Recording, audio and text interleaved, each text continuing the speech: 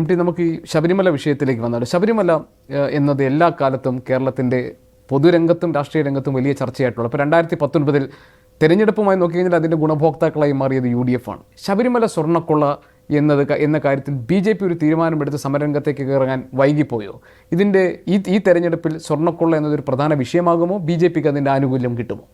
തീർച്ചയായിട്ടും BJP ആണല്ലോ സമരരംഗത്തുണ്ടായത്.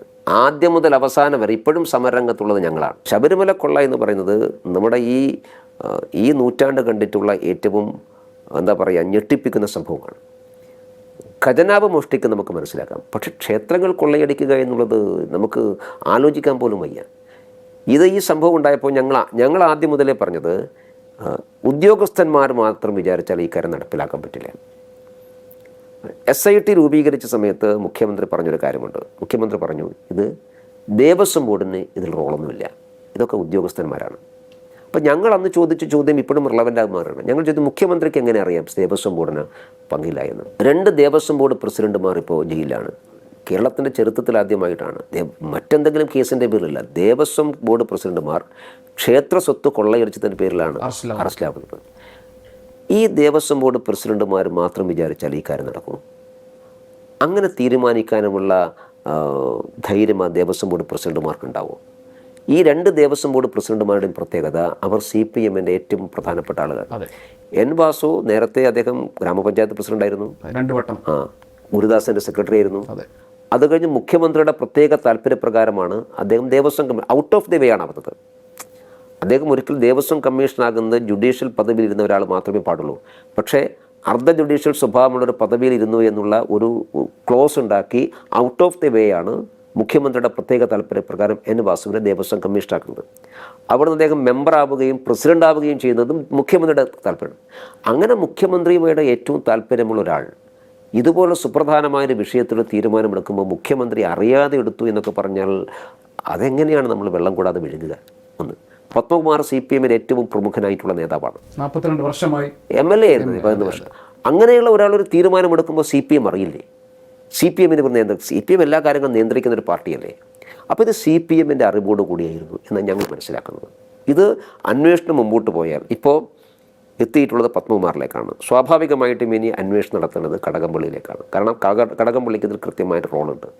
ഈ സ്വർണ്ണപ്പാളി ചെമ്പാക്കി മാറ്റിയത് അങ്ങനെ എഴുതണം എന്ന് നിർദ്ദേശം കൊടുത്തത് കടകംപള്ളിയാണെന്നാണല്ലോ ഇവരെ മൊഴിയിൽ നമ്മൾ റിമാൻഡ് റിപ്പോർട്ടിൽ കാണുന്നത്. അങ്ങനെ കടകംപള്ളി ഒറ്റക്ക് തീരുമാനിക്കുമോ?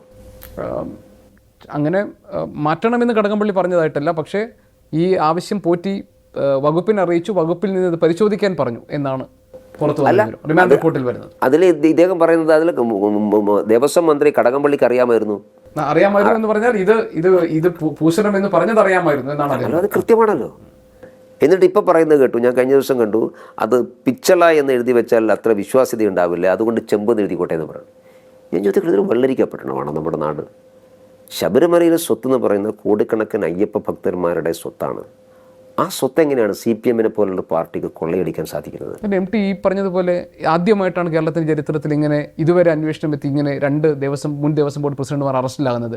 എന്നിട്ടും ഈ SITയുടെ അന്വേഷണത്തിൽ താങ്കൾ ഉൾപ്പെടെയുള്ളവർക്ക് അവിശ്വാസമാണല്ലോ. അപ്പോൾ ദേശീയ ഏജൻസികൾ, കേന്ദ്ര ഏജൻസികൾ അന്വേഷിക്കട്ടെ എന്നതാണല്ലോ നിലപാട്. അതെന്താണ് കാരണം? അല്ല, SITയിൽ അവിശ്വാസം രേഖപ്പെടുത്തിയിരുന്നില്ല, ഞങ്ങൾ ഒരിക്കലും അവിശ്വാസം രേഖപ്പെടുത്തുന്നില്ല. പക്ഷേ SITക്കുള്ള പരിമിതികളെക്കുറിച്ചാണ് ഞങ്ങൾ പറയുന്നത്. മേൽനോട്ടത്തിലാണല്ലോ നടക്കുന്നത്. SITക്ക് ചില ആ പരിമിതികൾ ഞാൻ പറയാം.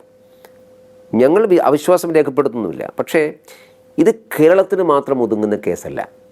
കാരണം ഹൈക്കോടതി തന്നെ ഇടക്കാലത്തൊരു നിരീക്ഷണം നടത്തി, ഇത് അന്താരാഷ്ട്ര ബന്ധമുള്ള വിഗ്രഹ കള്ളക്കടത്ത് സംഘം എന്ന് സംശയിക്കേണ്ടിയിരിക്കുന്നു.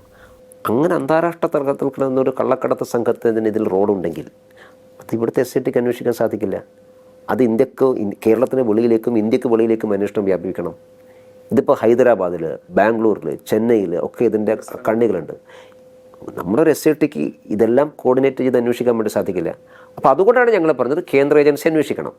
കേന്ദ്ര ഏജൻസി അന്വേഷിച്ചാൽ മാത്രമേ ഇതിൻ്റെ ഗ്രാവിറ്റി നമുക്ക് ബോധ്യപ്പെടുകയുള്ളൂ. എത്രമാത്രമാണ് ഇപ്പോൾ എന്തെല്ലാമാണ് കൊള്ള ചെയ്ത് കൊണ്ടുപോയതെന്ന് അറിയില്ല.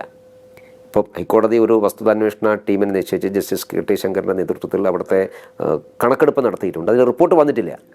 റിപ്പോർട്ട് വന്നാലേ അറിയുള്ളൂ എന്തൊക്കെ ഉണ്ടെന്നും എന്തൊക്കെ ഇല്ല എന്നും. കാരണം ഈ ദ്വാരപാലക ശില്പത്തിലെ സ്വർണ്ണപ്പാളി എന്ന് പറയുന്നത് നമ്മൾ നേരിട്ട് കാണുന്നതാണ്.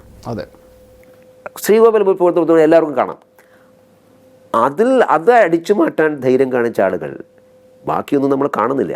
ഈ കാണാത്ത എന്തെല്ലാം സ്വത്തുക്കൾ അവർ അടിച്ചുകൊണ്ടിട്ടുണ്ടാവും.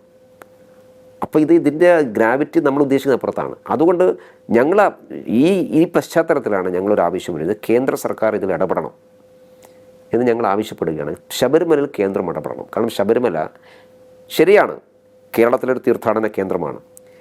പക്ഷേ കേരളത്തിനകത്തും പുറത്തുമുള്ള കോടിക്കണക്കിന് അയ്യപ്പ ഭക്തന്മാർ വരുന്നൊരു കേന്ദ്രമാണ്.